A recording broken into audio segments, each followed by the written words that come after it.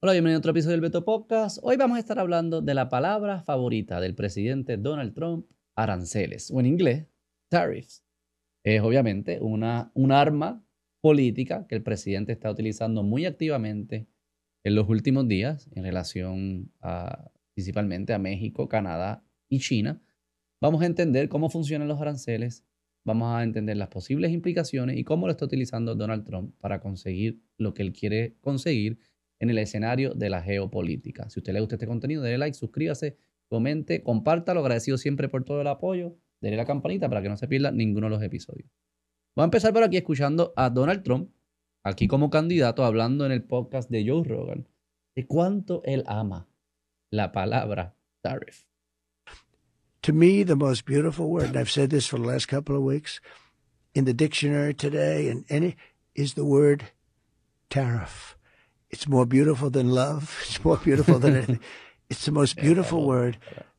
This country can become rich with the proper use of tariffs. Did you just float out the idea of getting rid of income taxes and replacing it with tariffs? Well, okay. Were you serious about that? Yeah. Eso es tarea brutal. A mí no me gustan los aranceles y voy a explicar ya mismo por qué, pero si quitan la contribución sobre ingresos, obviamente desde Puerto Rico, eso no nos afecta porque no lo pagamos, pero para los hermanos ciudadanos allá en la nación, pues excelente que quiten la contribución sobre ingresos federal. Sure, but why not? Because our country was the richest relatively in the 1880s and 1890s. A president who was assassinated named McKinley. He was the tariff king. He spoke beautifully of tariffs. His language was really beautiful. We will not allow the enemy to come in and take our jobs and take our factories and take our workers and take our families unless they pay a big price. And the big price is tariffs. Ok, so que ahí vemos, el presidente Trump tiene una relación extraña con los aranceles, casi sexual. Vamos a entender qué son los aranceles antes de entrar a analizar todo esto. Un arancel, otra cosa, que el gobierno, en este caso el gobierno de los Estados Unidos, decidiendo que si un producto viene de otro país, en este caso, los ejemplos de esta semana, de Canadá, México o de China, pues tienen que pagar una contribución al gobierno de 25% sobre el valor que están importando. ¿Quién lo paga? Lo paga el que importa, ¿verdad? Él importa, digamos, la compañía de distribución o la compañía de manufactura o el almacén que está comprando el producto que viene de México o el producto que viene de Canadá o que viene de China, pues tiene que pagar un tax, una contribución al gobierno sobre el valor que está importando. Ese es un tax, no hay de otra. El arancel es una contribución, ¿verdad? ¿Quién la paga? Pues la paga el importador, pero luego ese precio se pasa al producto. Obviamente el importador dice, bueno, ahora yo tengo que subir el precio de los productos que estoy importando porque estoy pagando una contribución que antes no pagaba y eso se va a ver reflejado en el precio al consumidor. ¿Qué efectos tiene eso? Bueno, pues que el consumidor va a pagar precios más caros sobre los productos que están siendo importados de los países que tienen esos aranceles. Y sí, tiene un efecto de que aumentan los precios. Y si los precios aumentan de un producto, el consumo de ese producto se disminuye. ¿Okay? Hay una teoría que van a decir, bueno, sí, pero entonces empiezan a surgir productores locales que hoy en día no pueden competir con el productor extranjero para proveer ese mismo producto. Sí, pero ese mismo producto que hace el productor local ahora y el consumidor decide comprárselo al productor local, igual va a pagar un precio mayor, porque el productor local no podía competir por el precio. O sea que sí, en fin, es cierto que puede que suceda, no siempre sucede, pero pueda que suceda, que se surjan nuevos productores locales sobre esos productos. Pero en fin, el precio que va a pagar el consumidor sigue siendo mayor. Lo que estás penalizando al consumidor y transfiriéndole ese dinero a posibles productores locales. Pero es un daño de eficiencia económica. ¿Por qué? Porque los que eran más eficientes produciendo ese producto, que eran los que estaban en el extranjero, ahora no lo pueden hacer. No lo van a poder hacer a las mismas cantidades. Y este productor local que no era tan bueno, le estás dando un premio ahora porque lo estás protegiendo de competencia. Y al final, pues estás premiando al ineficiente y castigando al eficiente. Y eso tiene unas consecuencias económicas. Eso hace a ambos países más pobres. ¿Ok? Porque eso es lo primero que tienen que entender. Eso es, ¿verdad? Es básico en términos de aranceles cuando estamos importando con productos finales. Pero la cadena de distribución moderna es tan compleja que uno no solamente está importando productos finales. No es como un producto que se hizo en Canadá y lo importo y el consumidor lo consume. No. Aquí tengo una imagen de cómo se hace un avión, por ejemplo.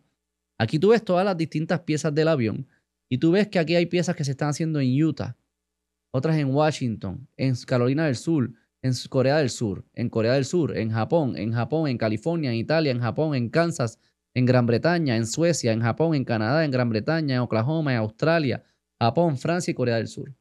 Todas esas son las piezas, los ensambles finales para ¿verdad? Para un avión. O sea que estos son piezas que se están moviendo por distintos lugares, que llegan a un lugar final donde se ensambla.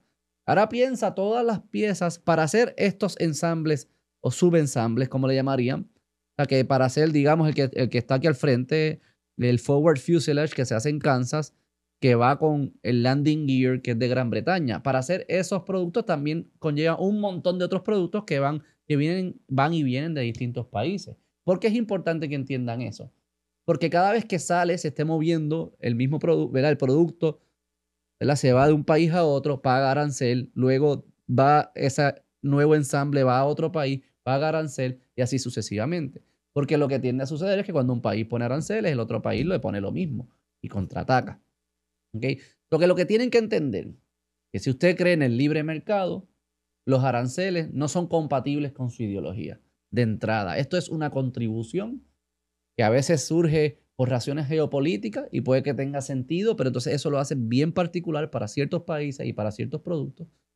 Mayormente se hace también para proteccionismo de las empresas locales. Pero ese proteccionismo no hace que las empresas locales necesariamente sean más competitivas, porque lo que está es creándole un ay bendito de proteccionismo para que, ¿verdad? Para que la empresa local pueda competir. Pero ¿quién paga ese costo? El consumidor. Porque los aranceles no son buenos en términos de libertad económica, no producen crecimiento económico y afectan a ambos países. Y eso es lo importante que entiendan. ¿Okay? El arancel no solo afecta a un país. Si Estados Unidos le pone un arancel a México, tanto Estados Unidos, los consumidores en Estados Unidos, como los productores y los consumidores en México van a pagar las consecuencias. Y ahí es que viene la magia del arancel como un arma política. Eso es lo que explica por qué es que a Donald Trump, un político con ambiciones de hacer a Estados Unidos más fuerte ante el mundo, le gustan los aranceles, porque es un arma política. ¿Por qué? Porque le hace daño a ambas economías. ¿Y quién termina ganando en esta guerra? En el corto plazo, nadie. En el mediano y largo plazo, gana el que pueda sostener por un largo periodo de tiempo ese daño que se está causando. Pierde el que se quite primero. Piensa que es como una lucha de jiu-jitsu o algo de eso. Hay una llave, el que se quite primero, el que haga el tap primero pierde. Entonces Estados Unidos, siendo la economía más grande del mundo, más importante del mundo, puede utilizar ese poder como un arma de negociación. De decir, ok, México, tú quieres irte contra mí en una guerra de aranceles. Canadá, ¿quieres irte contra mí en una guerra de aranceles? ¿Quién necesita a quién más? Está por verse. Está por verse. ¿Quién se quita primero? Al final, eso es lo que está haciendo el presidente Donald Trump. Y aquí él lo explica, él lo dice. Esto, una entrevista que le hicieron, él explica cómo sí, él reconoce que hay unos costos en el corto plazo de estas tácticas. We may have short term some a little pain and people understand that, but long term the United States has been ripped off by virtually every country. Y ahí él lo deja claro. Sí, hay unas consecuencias en el corto plazo, pero entiendo, según el presidente está estableciendo, pero entiendo que en mediano y largo plazo salimos ganando porque eso es utilizar nuestra fuerza de negociación a favor de lo que nosotros queremos lograr. Y aquí está algunos de los tweets de las conversaciones que tuvieron ayer el presidente Trump con la presidenta de México y el primer ministro de Canadá. Aquí está el tweet de Donald Trump. Antes de que hablara con ellos, hoy he implementado un arancel de 25% en las importaciones de México y Canadá. Y 10% solamente si son de Canadá en términos de productos de energía y 10% adicionales a lo que había en China. Esto se hizo a través del International Emergency Economic Powers Act, una ley que le otorga ese poder de tomar esas decisiones, because of the major threat of illegal aliens and deadly drugs killing our citizens. Porque esto es un tema de seguridad nacional, un tema de fronteras de los inmigrantes ilegales y de la entrada a los Estados Unidos de la droga del fentanilo principalmente. We need to protect Americans, tenemos que proteger a los americanos, and it is my duty as president to ensure safety of all. Y es mi deber como presidente asegurar la seguridad de todos. I made a promise on my campaign, hice una promesa en mi campaña to stop the flood of illegal aliens, de detener la ola de inmigrantes ilegales y proteger nuestras fronteras. Y los americanos, los ciudadanos, votaron mayoritariamente a favor de estas políticas. Luego sale entonces, posterior a la conversación que tuvo con la presidenta de México, Claudia Sheinbaum, esta es la presidenta, sostuvimos una buena conversación con el presidente Trump con mucho respeto a nuestra relación y la soberanía. Llegamos a una serie de acuerdos. México reforzará la frontera norte con 10,000 elementos de la Guardia Nacional de forma inmediata para evitar el tráfico de drogas de México a Estados Unidos, en particular fentanilo. Estados Unidos se compromete a trabajar para evitar el tráfico de armas de alto poder a México, armas que se estaban moviendo de los Estados Unidos a México. Pues Estados Unidos se compromete en también trabajar para que eso no suceda. Nuestros equipos empezarán a trabajar hoy mismo en dos vertientes, seguridad y comercio. Se ponen en pausa los aranceles por un mes a partir de ahora. Porque luego de las conversaciones se pusieron en pausa los aranceles porque se hicieron ciertas otorgaciones en la negociación para luego llevar a cabo una negociación más completa y ver dónde termina la cosa. Pero ven cómo el arancel no se utilizó como una estrategia económica de desarrollo económico. Se está utilizando como un arma de política, un arma de negociación, es un poder de negociación. ¿Verdad? Tú tienes los poderes militares, tienes los poderes comerciales y el arancel es una forma de utilizar el poder comercial. Aquí está Donald Trump reaccionando a la conversación con la presidenta de México. I just spoke with President Claudia Sheinbaum. Acabo de hablar con la presidenta. It was a very friendly conversation. Fue una conversación amigable donde ellos se comprometieron en tener los 10,000 soldados en la frontera de México, los Estados Unidos.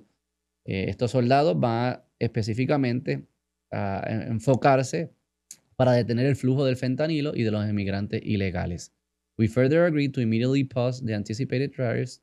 Le dimos un detente a los aranceles por un mes en lo que se dan ciertas conversaciones donde mi secretario de Estado, Marco Rubio, y el resto de mi equipo y el equipo de ella van a estar llevándolas a cabo. Y aquí está algo similar, ¿verdad? El primer ministro de Canadá. I just had a good call with President Trump. Acabo de tener una buena conversación con el presidente Trump. Canadá va a estar implementando su plan para proteger la frontera de 1.3 billones de dólares, trayendo nueva tecnología de helicópteros, nuevo personal, coordinaciones con las agencias pertinentes de los Estados Unidos y poner 10,000 personas en la frontera. ¿Okay? Lo que es similar. Se utilizó el arancel para conseguir estas negociaciones de seguridad nacional, según lo interpreta la administración de Donald Trump. Aquí hay un post de Ben Shapiro, ¿verdad? Un comentarista, un podcaster en los Estados Unidos conservador, que dice, nobody applies leverage like Trump. Nadie utiliza su poder de negociación como Donald Trump. Por lo menos nadie en la política se ha visto que lo haya hecho de esa manera en la política reciente. I am an advocate of free trade. Él, Ben Shapiro, cree en el libre mercado en un nivel de principios, igual que yo. When it doesn't threaten key national industries, cuando no se trata de temas de seguridad nacional, que ese es el debate con China. Con China es un poco distinto que lo que es con México y con Canadá. Con China hay unas peleas de geopolítica a nivel de quién va a ser el poder, quién es el poder principal, que si China está peleando contra los Estados Unidos en términos de influencia, de que hay unos temas de seguridad nacional, de que ciertas tecnologías que son esenciales para la seguridad de los Estados Unidos, como las medicinas, como las armas, que no se estén haciendo en China. O sea, hay un elemento de cómo utilizar el arancel y la guerra comercial en términos de seguridad nacional de ese estilo. Y China cae en eso. ¿Verdad? Y eso es lo que le está diciendo. Yo creo en el libre comercio, pero creo que también hay que proteger la nación. Y cuando se trata con países que pueden ser enemigos, pues el libre comercio se pone a un lado. Eso es lo que está estableciendo Ben Shapiro. In a vacuum, en un vacío, trade wars, las guerras de aranceles, no son buenas ni son fáciles de ganar. ¿verdad? Que es lo que le expliqué al principio. Pero Trump, saying he likes tariffs, estableciendo que él le gustan los aranceles desde antes, desde la campaña y hablando de esa manera, que si yo amo el arancel, qué palabra más bonita, bla, bla, bla, bla, bla, está demostrando que hay un compromiso a jugar este juego. Y es el juego de chicken, el juego de gallina. ¿Quién es gallina primero? ¿Quién se quita primero? Tú quieres hacer una guerra de aranceles, una guerra comercial conmigo, con los Estados Unidos, pues dale. A mí me gustan, yo soy Donald Trump y a mí me gusta. Vamos a ver quién aguanta más. ¿Okay? Y así logras que haya concesiones de otros países que quizás estaban dudosos en colaborar, que se alineen y se ajusten y colaboren. ¿Okay? Y eso es lo que vimos, ¿verdad? En esta semana. El Wall Street Journal, ¿verdad? Reportando sobre cómo esto tiene impactos sobre el mercado, establece que los inversionistas, por lo menos hasta ahora, yo no estoy tan de acuerdo con esto, pero hasta ahora han identificado que los aranceles es una táctica geopolítica y no una táctica necesariamente económica. Y entonces están como que no están presumiendo que los aranceles se van a poner en vigor. Si se pusieran en vigor, tiene unos impactos económicos grandes, que fue lo que hablamos al principio, y por ende el mercado se ajustaría y bajaría el mercado porque ambas, tanto la economía doméstica como la extranjera, bajarían. El mercado todavía no está reflejando esa bajada tan drástica porque lo ven de que estas cosas solo se están utilizando para negociar, no es que se vayan a poner en vigor. Eso es lo que está reportando aquí el Wall Street Journal.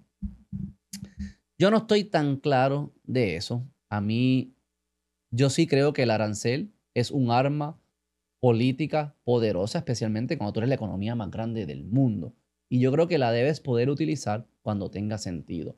La pregunta que yo haría, más allá de estas concesiones en el corto plazo, que pueden ser reflejo de victoria, de que se utilizó bien la amenaza del arancel, yo creo que no debes estar utilizando tus mejores tarjetas para toda negociación. Yo creo que pierden relevancia si la utilizas para todo el tiempo, y creo que envías señales peligrosas en los mercados y en la economía. Y yo preferiría que ese no fuese el caso. No me gusta cuando se está utilizando el arancel siempre para todo, porque eso complica la economía. ¿De qué manera la complica? Ya vieron el efecto macro de cómo ambos países, ¿verdad? se afectan. Pero ahora piensa en el efecto micro. Piensa que tú eres un empresario ¿verdad? Y la economía reconocemos que necesita que los empresarios privados estén haciendo las inversiones para que crezca la economía. Inversiones a mediano y largo plazo. Para que esas inversiones se den, tú necesitas poder proyectar, tener cierta idea de cuáles van a ser los costos y los ingresos a futuro. Y para eso tienes que poder predecir, de alguna manera, con un margen de error, predecir los precios de las cosas. Si hay un juego comercial, que hay inestabilidad en el juego comercial de que si suben arancel, que si baja arancel, que si un mes sube, que si otro mes baja, hay un riesgo implícito en cuando tú estás proyectando. Tú no sabes cómo se van a ver las cosas de aquí 1 o 2 años. Es lo mismo que provoca el costo, ¿verdad? El costo colateral que trae la inflación. Predecir el futuro se convierte difícil. Y cuando predecir el futuro se convierte más difícil de lo que ya es, porque predecirlo es bien difícil, se convierte más difícil de lo que es, significa que la cantidad de inversiones mediano y largo plazo se reducen porque el riesgo aumenta. Y cuando el riesgo aumenta, el costo de protegerse de ese riesgo aumenta y por ende puede hacer menos inversiones o hay menos personas dispuestas a hacer ese tipo de inversión. Piensa tú, una empresa que usted esté trabajando, que quiere invertir y quiere importar ciertos productos, ya sea intermedios porque los necesitas para terminar el producto que vayas a hacer o ya sea el producto final porque lo vas a revender, lo que fuese. Tú estás haciendo un plan de 2, 3 años. ¿Cómo tú predices el precio de productos que vienen de México, vienen de Canadá o de China o de otros lados, cuando hay tanta inestabilidad? Porque aunque yo sí estoy de acuerdo que el arancel se debe utilizar en los momentos pertinentes, hay que ser cuidadosos en no sobreutilizarlo. Y me parece que en aliados como Canadá, lo de la frontera de México quizás lo entiendo, porque es una frontera mucho más sensitiva, que es donde entra la mayoría, ¿verdad? de los inmigrantes, y ellos lo han identificado como un riesgo de seguridad nacional, y la entrada de la droga también pudiese serlo. Con Canadá, y lo de Colombia, ¿verdad? Cuando no querían coger los inmigrantes, que siempre sea, va a meterle un arancel, en cierto momento algún país va a llamar el bluff y decir, dale, mételo, vamos a la guerra, quizás negocio con China para que me subsidie por otro lado. En fin, crea una inestabilidad en la economía que hace difícil la planificación económica a nivel de empresas, a nivel de organizarse, cómo hacer las inversiones, y entonces trae consigo unas consecuencias económicas. Y eso es, ¿verdad? Eso es un problema que no me gusta que estén utilizando esta tarjeta siempre. Vamos a ver aquí un video que salió en Pelotadura de posibles consecuencias que tiene esta guerra de aranceles sobre Puerto Rico. Espacios. ¿Cuáles pueden ser las consecuencias en Puerto Rico? Pues precios más altos, sobre todo en comida, en energía, en construcción y en automóviles. También menos productos, puede haber escasez si sencillamente no entran algunas cosas porque son muy caras. Pero por otro lado pueden venir nuevas fábricas de Estados Unidos que sigan la política de Trump de invertir a nivel nacional. Pero ¿y ustedes qué opinan? Me gustaría saber sus comentarios. Lo que lo ven en términos de productos que venían de afuera, pues si vienen de estos lugares o aunque no vengan de estos lugares, los precios van a estar cambiando si se llevan a cabo, si entran en vigor los aranceles, los precios aumentarían, no hay duda. También presenta una oportunidad de inversión en Puerto Rico, ya que Puerto Rico es un lugar nacional con los Estados Unidos y pudiese presentar unas ventajas competitivas ante los otros ante las otras jurisdicciones dentro de los Estados Unidos, o sea que se presenta una oportunidad. Y algo bien curioso que no he escuchado a los izquierdosos celebrar, especialmente a los que les encanta lo de la agricultura y la seguridad alimenticia, aquí lo tienen, el proteccionismo que ustedes querían. Bueno, si empiezan a poner aranceles a todo el mundo, deberían estar celebrándolo. Ahora ustedes pudiesen ser más competitivos, van a ver si dejan de hacer podcast y se van a la finca a sembrar, ahora que pudiesen competir en precios. Pero en fin, si tuviese un impacto en términos de los precios, también pudiese ser una oportunidad para Puerto Rico en ser uno de los lugares nacionales más competitivos para traer algunas de estas fábricas, si fuese el caso. Yo no creo que eso es lo que están buscando, honestamente. Yo sé que así se le vendió al pueblo americano. No me parece que sea, ¿verdad? Ese Estados Unidos de hace 60 años que va a estar fabricando todo en los Estados Unidos. No me parece que es lo más prudente económicamente. A mí me parece que están utilizando los aranceles como un arma de geopolítica para conseguir otras concesiones en otras áreas. Puede que algunas sean económicas, pero principalmente de seguridad.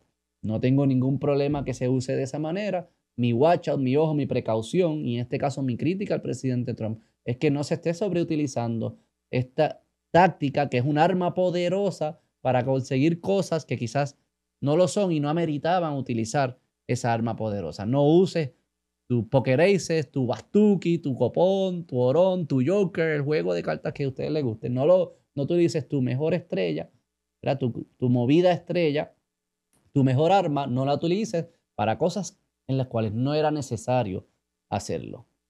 Lo que nada, los dejo con eso. Si a usted le gusta este contenido, denle like, suscríbase, comente, compártalo. Agradecido siempre por todo el apoyo. Nos vemos en la próxima. Bye.